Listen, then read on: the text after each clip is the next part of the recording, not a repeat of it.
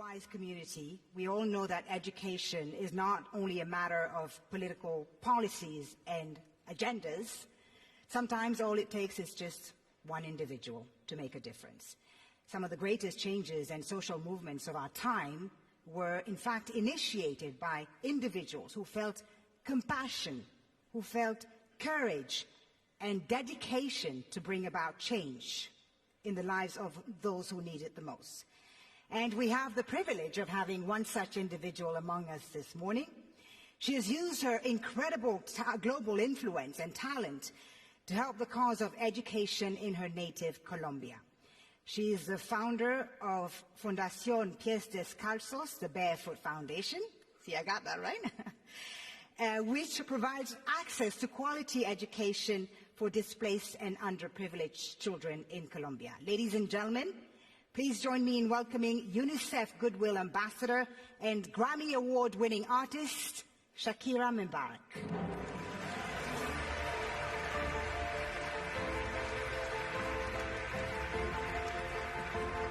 Thank you.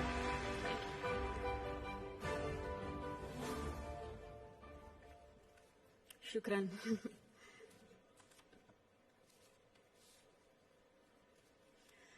Good morning, Your Highness, Excellencies, friends and colleagues.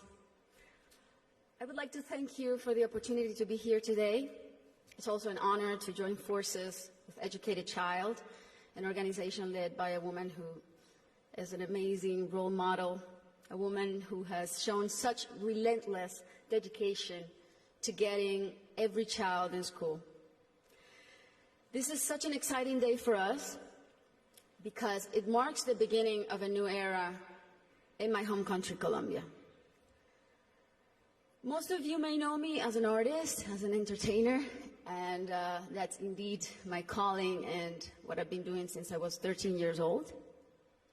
But I never would have imagined when I started out that my work as an artist would end up being the vehicle for me to serve my greater purpose in life of working towards eradicating poverty through the power of education. As a Colombian citizen, inequality is a concept that sadly one becomes very familiar with at a very young age. It's a country like many others in Latin America where a few have a lot have almost nothing, and where if you're born poor, you will almost certainly die poor, and where people don't access equal opportunities. And because of that, generation after generation after generation live trapped in the same vicious cycle fed by prejudice and inaction. Growing up in my country when I was around 8 years old, I remember I saw kids my age who, instead of being in school, were already working in the streets, were barefoot in the park, kids like me, whose reality was completely different than mine, only because of the circumstances into which they were born. It was really hard for me to accept that something so unjust didn't have a solution. There had to be something that could be done. So I often ask myself why the adults around me were so resigned to the fact that these kids, who were just like me, or even their own children, were living in a parallel reality so different and so cruel. As Kofi Annan put it, poverty is intolerable in a world of plenty. So as soon as I had some success, the first thing I wanted to do was to invest as many resources as I could into what later would become the most meaningful project of my life, working for children. So I set out to find a team of people who dreamed big and worked hard and thought like me to help me right the wrongs that I had witnessed throughout my entire childhood.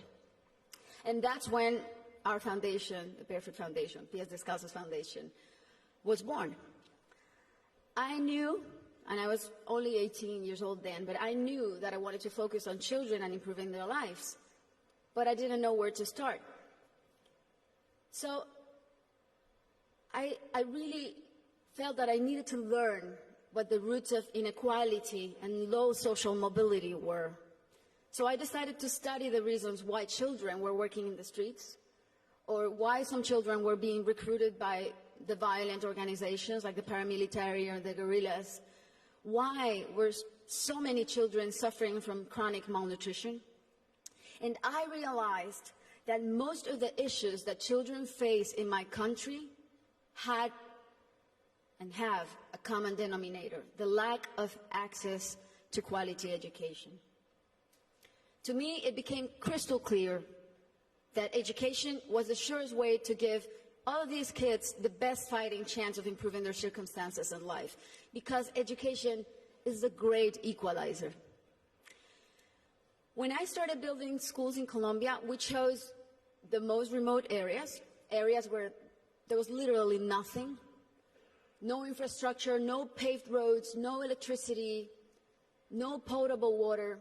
And we decided to build in those places, but not only build schools, but state-of-the-art schools.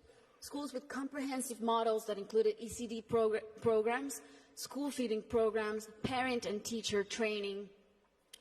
And another very important part is we decided to engage the government as a strategic partner, and made it nearly impossible for them to say no to doing their part by showing them results through our holistic model that really proved to work.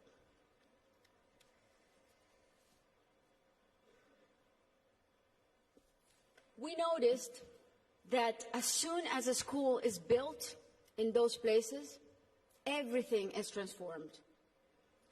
The improvements to the infrastructure were jaw-dropping. Electricity, potable water were made available, made accessible. Roads were paved. Malnutrition plummeted. But the best part of all is the academic results. The kids really, really responded academically. And now those kids who could have been recruited by the guerrillas or paramilitaries, or that could have had a completely different outcomes for their lives, they're now on their way to the university and thriving in their communities. Some of them are athletes, some of them are professionals.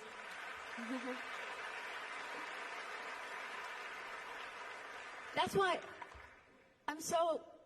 it really is a thrill to work for education. That's why I'm so passionate about it, because I've really seen results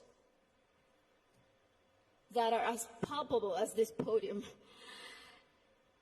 And seeing all these success stories that have a name and a last name has been one of the most rewarding things I've done in my lifetime, even more so than winning Grammys, I think.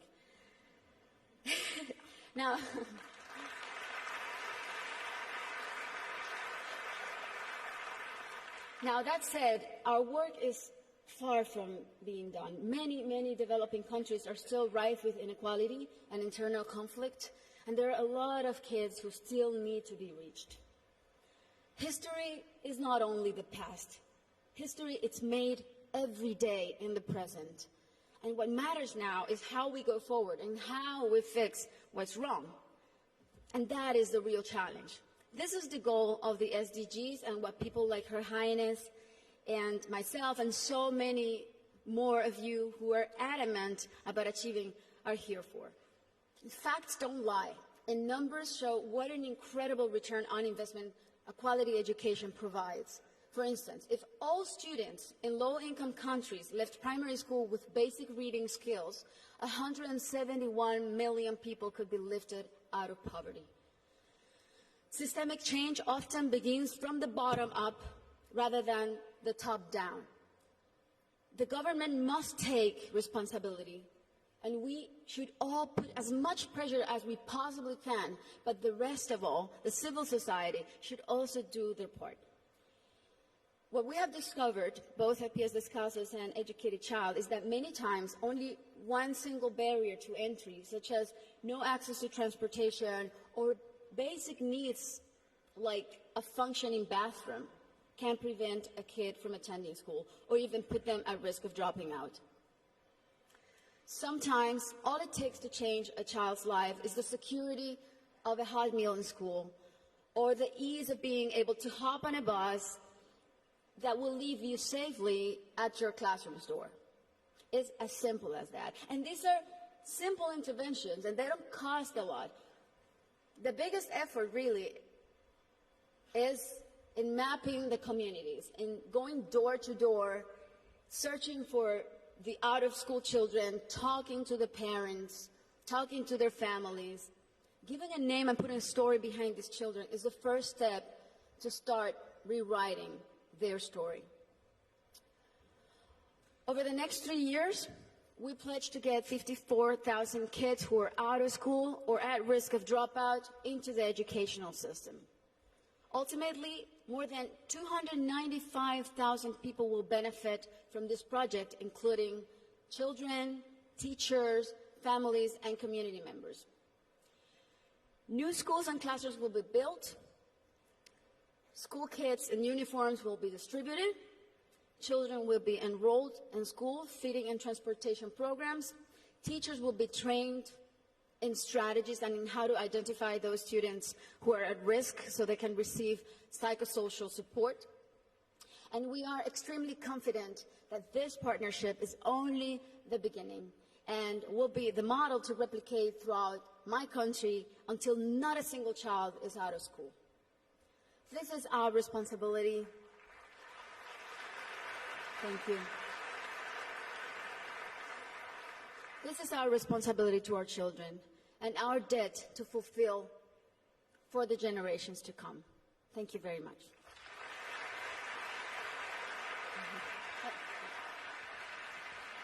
Thank you so much, Ms. Shakira, for that impassioned speech. Thank you for speaking from the heart.